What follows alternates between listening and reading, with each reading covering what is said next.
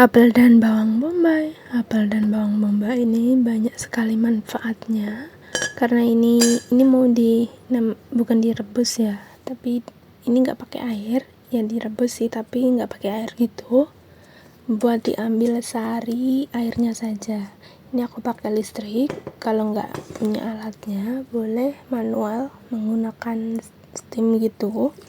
Menggunakan wajan atau panci, pokoknya dandang terserah ya, di steam gitu. Jangan ditaruh air dalamnya, cukup di kayak gini aja, ambil sarinya. Ini bisa buat obat batuk. Ini aku juga bikin buat anak